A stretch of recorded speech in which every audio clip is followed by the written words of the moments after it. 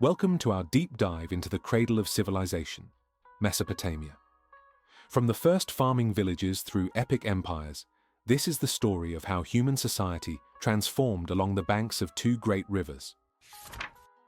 During the Bronze Age, bands of pastoral peoples began settling between the Tigris and Euphrates rivers. These rich plains, later called the Fertile Crescent, stretched from the eastern Mediterranean, through Syria's steppes, into Anatolia, and down into southern Mesopotamia. Here, the climate and water supply created the conditions for some of the earliest examples of organized farming. By 4000 BC, a distinct Sumerian culture emerged in southern Mesopotamia. Independent city-states developed united by shared beliefs in gods such as Enki, deity of water, and Anu, lord of the sky.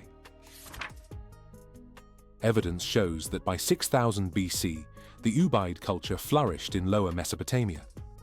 Yet true urbanization began around 4000 BC, with the Uruk period. The city of Uruk grew into a metropolis that for more than a millennium remained the region's most important center.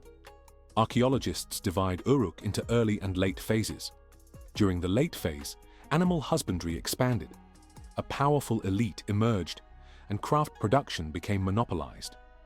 Although these cities were not yet fully urban in the modern sense, each boasted at least one monumental temple complex. Around 2900 BC, some Uruk cities rivaled the size of classical Athens. The invention of writing in the mid-4th millennium BC ushered in recorded history. Myths, legal codes, and administrative records began to be inscribed on clay tablets. It was within this thriving urban landscape that the people later known as the Sumerians emerged. Their language belonged to no known family, suggesting people speaking only Sumerian migrated from the north into southern Mesopotamia. Sumer was a later name given by Semitic neighbors. By 2900 BC, Semitic-speaking Akkadian groups ventured into northern Sumerian lands. Documents from this time appear in both Sumerian and Akkadian, hinting at cultural exchange and occasional conflict. Cities such as Uruk, Ur, Nippur, Lagash, and Kish grew walls, built temples, and constructed palaces. The bull motif, symbolizing strength and a divine connection, became widespread in art and architecture. In the mid-3rd millennium BC, Sumerian city kings like Uruk-agina and Lugal-zagizi ruled locally, until Sargon of Akkad forged the first true empire. Through military prowess, strategic alliances, and diplomatic marriages, Sargon unified most of Mesopotamia under one rule. The rise of the Akkadian dynasty around 2300 BC ended this pre-dynastic era. Akkadian became the official language, while Sumerian persisted as the sacred tongue of religion and scholarship, much like Latin in medieval Europe. Akkadian rulers elevated kingship into divine authority. The title God-King became common, the monarch presented as the mediator between heaven and earth. By the early 19th century BC, Babylon was just one of many city kingdoms. That changed when Hammurabi ascended the throne in 1792 BC. Through careful diplomacy and military campaigns, he centralized power and created the most formidable kingdom in Mesopotamia. Hammurabi's greatest legacy is his code of 282 laws, inscribed on a black diorite stele. These statutes covered civil and criminal matters, prescribing penalties according to social status. The principle of an eye for an eye became synonymous with his legal reforms. Under Hammurabi, Babylon also flourished as a center of astronomy, literature, and religion. Priestly scholars recorded star movements for agricultural calendars, and epic tales, such as those of Gilgamesh, were recomposed in Babylonian dialects. In northern Mesopotamia, the city of Ashur gave rise to the Assyrians.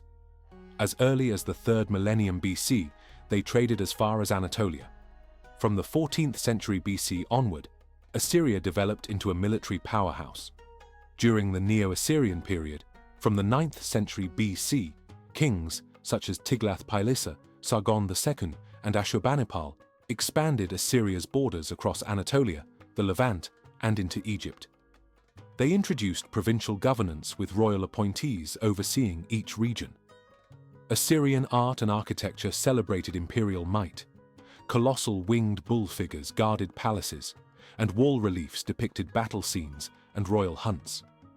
The Library of Nineveh under Ashurbanipal housed tens of thousands of cuneiform tablets, one of the ancient world's greatest archives. By 612 BC, a coalition of Babylonians and Medes sacked Nineveh, bringing the Assyrian Empire to an end. Yet its administrative innovations and military traditions influenced all subsequent Near Eastern states. The late 13th century BC saw a broader Bronze Age collapse across the eastern Mediterranean. Ugarit, Mycenae, and the Hittite Empire fell, in part due to Sea Peoples' incursions, climate shifts, and internal revolts. Mesopotamia entered a period of fragmentation that some scholars call its Dark Age, marked by fewer surviving records. Smaller kingdoms and tribal confederations filled the power vacuum. Assyria and Egypt eventually re-emerged as regional powers, but for a time, the region was politically diverse and decentralized.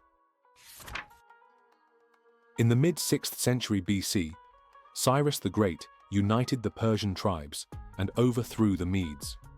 By 550 BC, he had conquered Lydia, Babylon, and much of Anatolia, founding the Achaemenid Persian Empire. Cyrus ruled with notable tolerance, allowing conquered peoples to maintain their customs and religions. His successor Darius reorganized the empire into satrapies, each overseen by a governor. The construction of Persepolis as a ceremonial capital and the development of the royal road facilitated communication and trade across thousands of miles.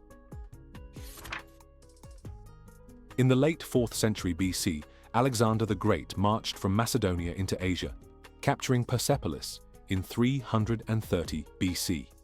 His conquests blended Greek and Eastern traditions, launching the Hellenistic era. After Alexander's death in 323 BC, his generals divided the empire. Seleucus I established rule over Mesopotamia, rebuilding Babylon and spreading Greek language and city planning, agoras, theaters, and colonnaded temples in an Eastern setting. By the mid-2nd century BC, Parthians supplanted the Seleucids. Their kingdom became Rome's rival for control of Mesopotamia. Roman legions crossed the Euphrates but could not hold territory permanently. In the 3rd century AD, the Sasanians overthrew Parthian rule. They adopted Zoroastrianism as the state faith and made Ctesiphon on the Tigris a grand capital. Through centuries of conflict with Byzantium, Sasanian art and administration left a lasting legacy. In the mid-7th century AD, Arab armies conquered Sasanian lands.